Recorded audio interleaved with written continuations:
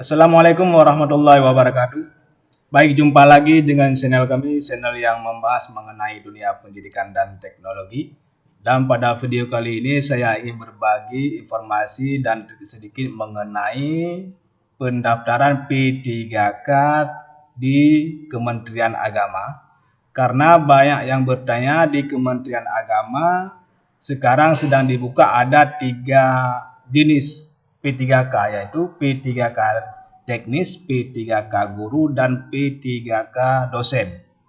Akan tetapi di sini di jenis seleksi ataupun di saat kita memilih formasi hanya terdeteksi yaitu P3K teknis. Akan tetapi ini tidak jadi masalah karena P3K teknis yang dibuka sekarang P3K teknis. Akan tetapi di Kementerian Agama ada 3 kategori.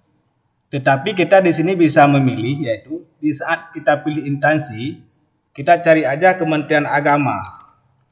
Ini Kementerian Agama, lalu pilih jenis formasi yaitu formasi umum dan kita klik pilih. Dan di saat kita memilih di jenis jabatan, contohnya kita pilih jenis pendidikan dulu.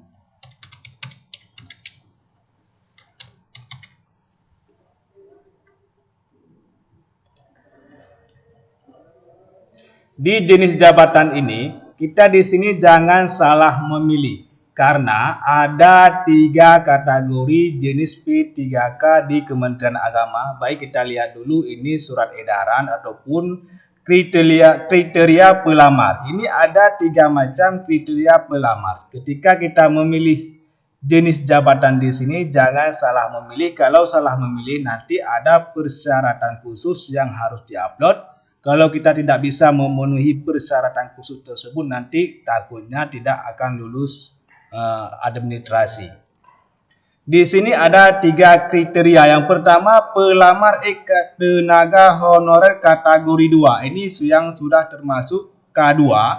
Ini ada formasi-formasi khusus yang khusus untuk yang K2 di bawah Kementerian Agama.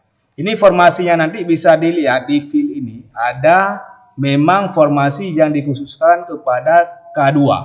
Yang nomor 2 ada pelamar non-ASN Kementerian Agama. Ini yang termasuk kepada pelamar non-ASN Kementerian Agama di sini yaitu kepada tenaga non-ASN yang memang sudah bekerja dan berpengalaman di bawah Kementerian Agama. Bukan untuk formasi umum bisa dilamar oleh semua orang.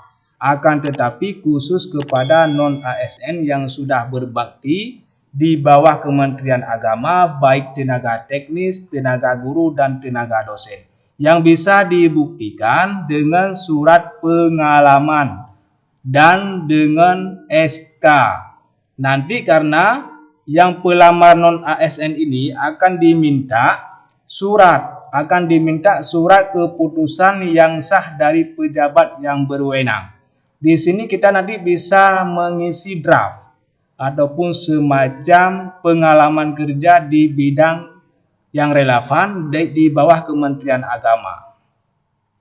Nanti akan disuruh unggah juga yaitu SK ataupun surat pengalaman kerja di bidang yang relevan di bawah Kementerian Agama. Kalau kita memilih formasi yang non-ASN Kementerian Agama. Tetapi untuk pelamar umum yang belum berpengalaman ataupun tidak bekerja di bawah Kementerian Agama, tidak tercatat di database Kementerian Agama, bisa juga mendaftar di P3K Kementerian Agama, tetapi dengan memilih formasi yaitu pelamar lainnya. Nanti ini pelamar lainnya dan pelamar non-ASN Kementerian Agama, pelamar X kategori 2, ini ada formasinya tersendiri, maka sebelum memilih formasi, dicek dulu formasinya. Seperti yang contoh ini yaitu formasi non-ASN Kementerian Agama. Ini khusus yang kita baca yang nomor 2 tadi. Ini kepada guru-guru ataupun tenaga teknis yang memang sudah berpengalaman dan bekerja tercatat di database Kementerian Agama, yang bisa dibuktikan dengan SK ataupun portofolio yang harus diisi nanti di saat mengupload file. Dan untuk formasi, ini formasi lainnya, kita lihat yang formasi lainnya yang bisa dilamar oleh semua orang, tetapi harus ada pengalaman yang relevan, tidak mesti di Kementerian Agama.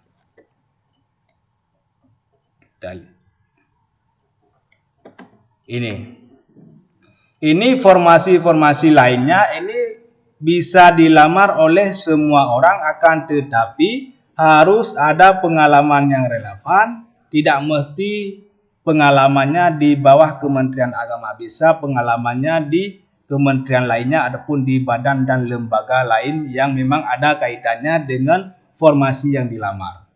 Dan untuk formasi yang kedua, ini formasi kedua, ini ada formasi kedua.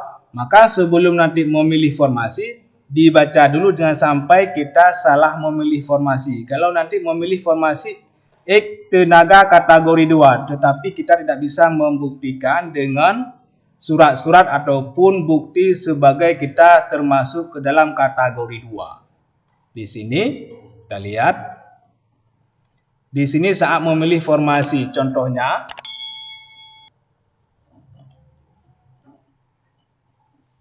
pendidikan S1 Teknik Informatika jabatan ahli pertama ataupun guru teknik informasi dan komunikasi. Kita cek dulu, ahli pertama guru TIK ini termasuk ke mana? Ini termasuk ke dalam tenaga non-ASN Kementerian Agama di sini. Jadi kita harus ada surat yang membuktikan yang bahwa kita sudah berpengalaman di bawah Kementerian Agama sebagai guru TIK, dan bisa kita buktikan dengan surat pengalaman ataupun dengan SK yang dikeluarkan oleh tingkat pendidikan ataupun tingkat kita bekerja. Beginilah cara memilih formasi, apakah di Kementerian Agama bisa didaftar oleh semua orang ataupun bisa didaftar oleh guru swasta. Guru swasta bisa juga mendaftar di bawah Kementerian Agama asalkan mereka terdaftar di Simpetika ataupun di dalam database Kementerian Agama. Kalau memang beliau terdaftar di Kemendikbud ataupun di Dapodik, ini tidak bisa karena Dapodik dengan Simpetika lain. Karena Simpetika yaitu khusus untuk Kementerian Agama dan Dapodik khusus di bawah Kementerian Pendidikan dan Kebudayaan. Inilah cara memilih formasi, dan jangan sampai kita salah memilih formasi ketika nanti ada dokumen-dokumen yang harus diupload, kita tidak bisa membuktikan yang bahwa kita sudah berpengalaman di bawah Kementerian Agama. Beginilah informasi yang dapat saya berikan. Terima kasih telah mendengarkan. Mohon bantuan untuk subscribe channel kami agar mendapatkan video-video terupdate lainnya mengenai dunia pendidikan dan teknologi. Terima kasih. Assalamualaikum warahmatullahi wabarakatuh.